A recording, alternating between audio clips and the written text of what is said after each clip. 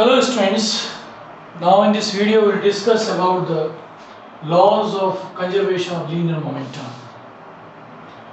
in unit number 3, that is laws of motion. So first of all we have to start here from the statement. So from the statement point of view, if the net external force acting on the system is 0, then the total linear momentum of the system is constant.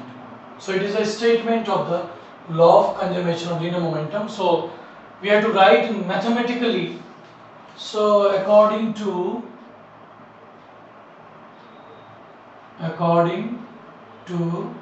second law of motion,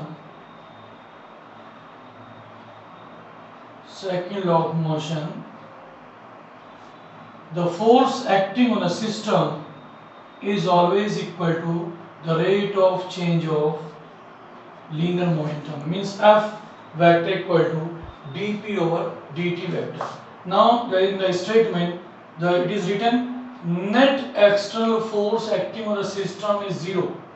So we have to assume here if F external force it is equal to 0, then the statement dp over dt means rate of change of linear momentum, it will also be equal to 0. And if there is no any change of rate of linear momentum with respect to time, so it means that the momentum remains constant. It means p vector it is equal to constant vector. So it is the mathematical statement of the law of conservation of linear momentum. Now we have to prove that law of conservation of linear momentum for the n particle system. So we have to consider a system of n particles.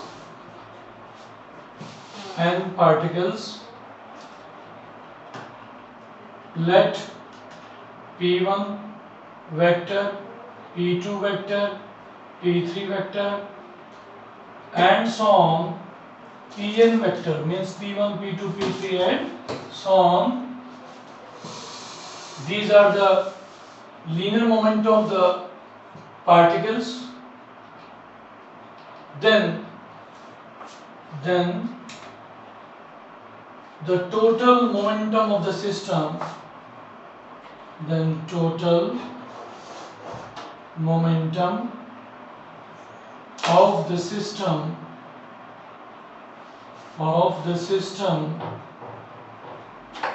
can be written as P vector equal to P1 vector plus P2 vector plus P3 vector and so on up to plus Pn vector.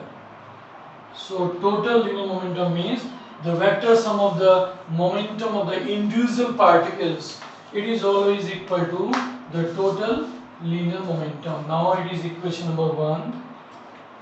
So to find out the relation, we have to differentiate the equation 1 with respect to t. Now differentiate equation 1 with respect to t. We have dp vector over dt, it is equal to d over dt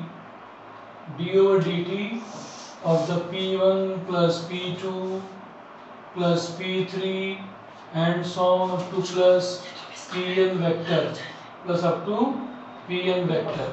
So it is the equation number 2. But we know that again from the second law of motion, F external force, F external, that is always equal to the rate of change of linear momentum. So dp or dt is equal to F external. It is according to the Newton's second law. If we compare the equation number 2 and 3, now compare equation 2 and 3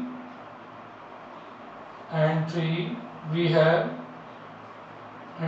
have so F external means dp or dt it is equal to F external. So F external force, it is equal to d over dt, that is P1 plus P2 plus P3 and so on up to Pn vector. So from these two, the right part of the equation number 2, that is equal to the first part of the equation number 3. So F external equal to rate of change of the vector sum of the linear momentum of the individual particles. Now the equation in the statement, in this equation we can simplify by the statement if net external force acting on the system is 0. So if the net force on the system is 0, then what will be the result? So if F external force that is equal to 0, then in the equation, in this equation number 4, the right part of this equation, that is d P1 plus P2 plus P3 plus and so on plus Pn vector, the differentiation of this equation with respect to t, it is always equal to 0 because F external in this equation is 0, in the left part we have to put 0, so right part will also be equal to 0. It means again the sum of the linear momentum of the system is 0 with respect to time. It means again there is no any change of rate of linear momentum because it is 0. There is no any rate of change of linear momentum for the system because change of rate of linear momentum is 0. If there is no any change, it means the momentum of the system is always equal to constant.